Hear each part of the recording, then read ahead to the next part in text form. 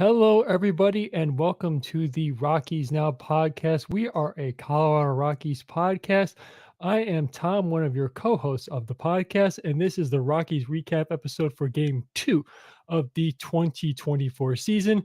Again, and tonight it was the Rockies once again against the Arizona Diamondbacks at Chase Field. So let's get into it. Now, unfortunately, this was another Rockies loss of 7-3, but there was a little bit of a silver lining to this. Again, it's not a 16-1 blowout, so that's one thing to be positive about.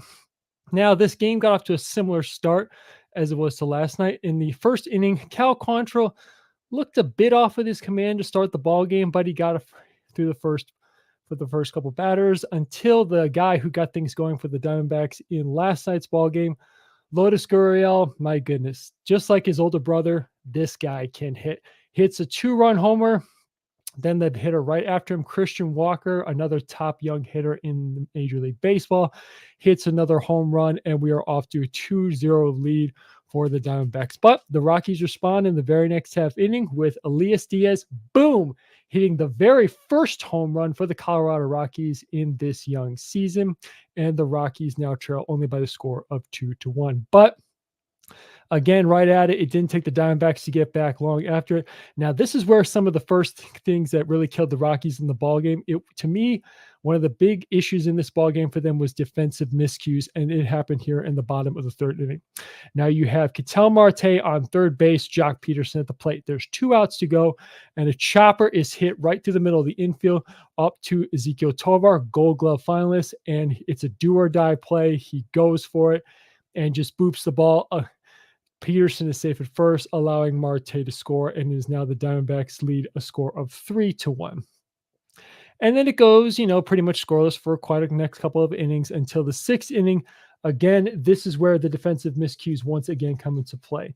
Now, it's kind of ironic here. Once again, unfortunately, another Tovar defensive miscue on a ball hit up the middle by who? Once again, Jock Peterson then opens up the scoring. This leads to the Diamondbacks go 4-1. Then a couple more base runners later, Alek Thomas hits another one over the fences, and the Diamondbacks go up 7-1.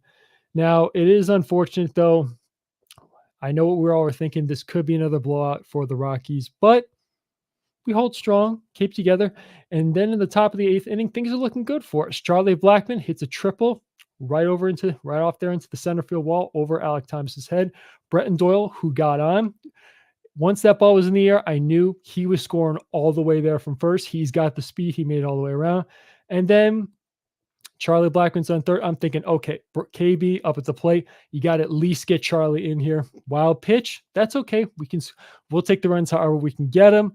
And unfortunately, that's all the Rockies comeback was able to muster as the Rockies lose 7-3.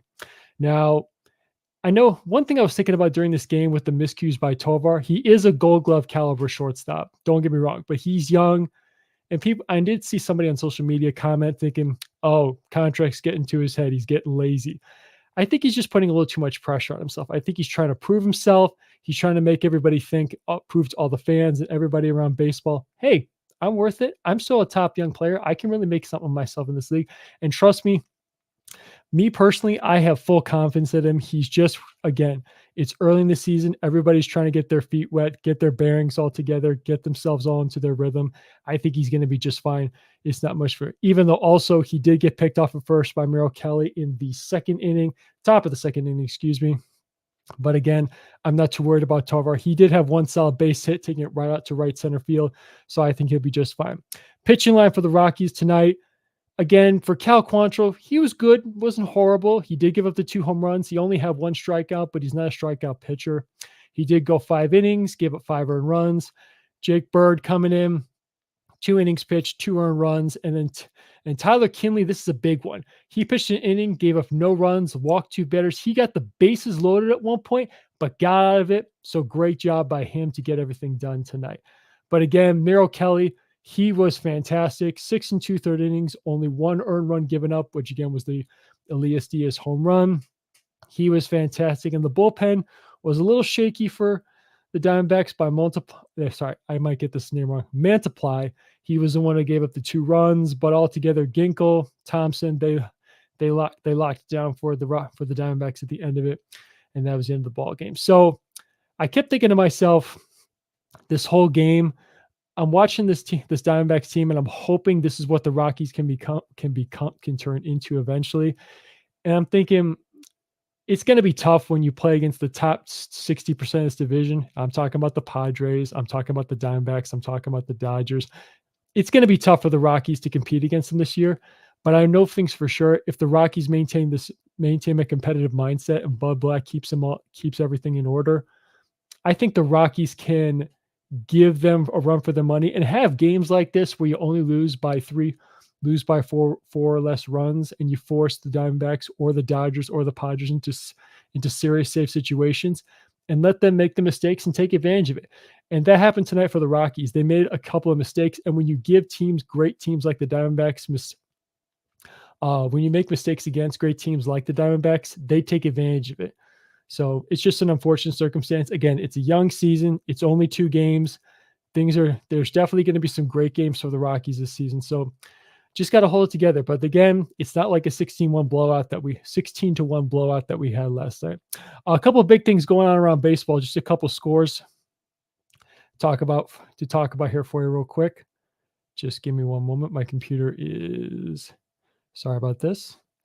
A couple of different things going on. I apologize. My technology is not behaving for me. Well, a couple of big things around baseball. Number 1 overall prospect Jackson Holliday, who did not start the season with the Baltimore Orioles, was a triple shy of the cycle tonight. He led off the ball game for Norfolk with a leadoff home run, and he flirted with the cycle again. Triple shy of the cycle. He's telling the Orioles, "Hey, I'm ready whenever you need me." Also, number 2 prospect in baseball, Jackson Chourio, made his debut for the Milwaukee Brewers. He got his first hit, his first RBI, and his first career stolen base. So good for him. And other news out there in that Mets-Brewers game, there was a little bit of a benches. There was no brawl, but there was a benches clearing incident after an aggressive slide by Rhys Hoskins into second base, when Jeff McNeil took exception of it when Rhys Hoskins slid past second base and kind of almost took out McNeil's knee. Again, it was a benches clearing incident, but no brawl. So if you want to see more of the video, do you think it was a dirty slide or just an aggressive slide? Why don't you make the decipher for yourself? Check out the video on MLB.com. Other scores around the National League West: the Dodgers defeated the Cardinals 6-3, and the San Francisco Giants beat the San Diego Padres by a score of 8-3. 8-3. And so again, for the Rockies, unfortunately, it's another loss against the Diamondbacks, but we can still win the next 2 games and even the series 2-2 and leave Arizona with an even 500 record. So tomorrow on the Hill for both teams, it'll be the matchup of the lefties. For the Arizona Diamondbacks, it'll be Tommy Henry, lefty, against our other lefty, Austin Gomber. That game will be tomorrow, and it will be just... Hold on. I apologize. I need to get better with my technology here when it comes to setting things up here. Tomorrow's game.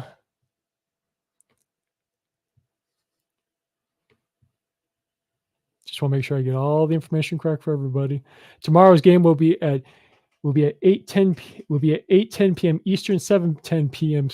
Central, which is where I am, and 6:10 Mountain Time. Again, that game is tomorrow. It'll be Gomber versus Henry. So once again, folks, thank you for tuning into tonight's episode of the Rockies recap for Game 2. We will be back here I will be back here tomorrow with recap of Game 3. Please be sure to subscribe to all of our social media pages on Facebook, Twitter, X, Instagram, and Threads. And please be sure to follow our YouTube channel for more updates and future recap episodes by clicking subscribe there below. And if you want to give your own take on the game, please be sure to post your comments in the comment section below. So thank you once again for tuning in tonight. It was a pleasure once again talking to all of you. So have a good night. And as always, go Rockies.